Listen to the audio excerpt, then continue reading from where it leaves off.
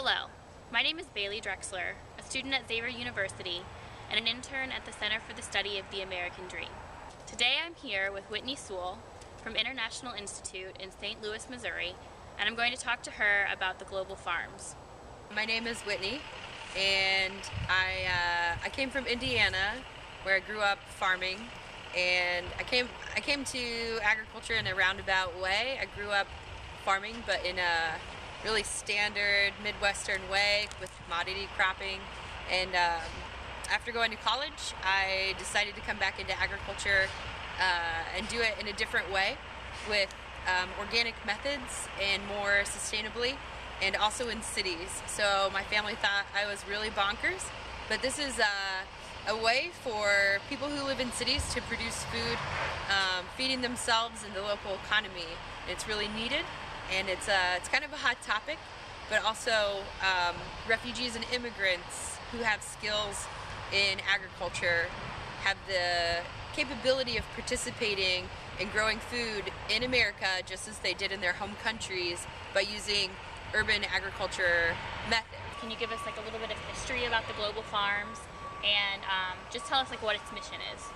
They have the skills in agriculture, but they don't necessarily have the financial literacy skills to make this into a career. So the purpose and the goal of the Global Farm program is to help people who have previous experience in agriculture from multiple countries. When they get to St. Louis, we translate those skills into urban agriculture and get them to produce food and enable them to sell that food locally to earn a profit. Getting a loan is difficult for anybody, but especially a farmer, and especially a farmer who has no credit like refugees and immigrants often don't when they get here. So we help them keep the records necessary to get financing to turn this into a career. You talked a little bit about your background growing up on a farm.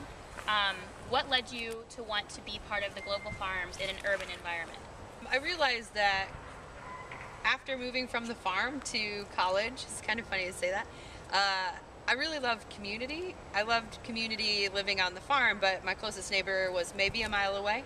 So living in a college environment where there's lots of people around, lots of ideas being exchanged, and really living communally with people was a very interesting concept to me. So living in a city seemed to be a natural inclination after college. Can you tell us what your idea is of the American dream? I feel like the American dream has previously been really focused on money. And I've talked a lot about local economies and feeding the local economy, but it's not the monetary aspect. It's conserving our resources, using what we have locally to support ourselves. That to me is the new American dream, where money is an important resource for investment, and I won't deny that. But what is also a very important resource is the land we have available, the people that we have available, the communities that we develop.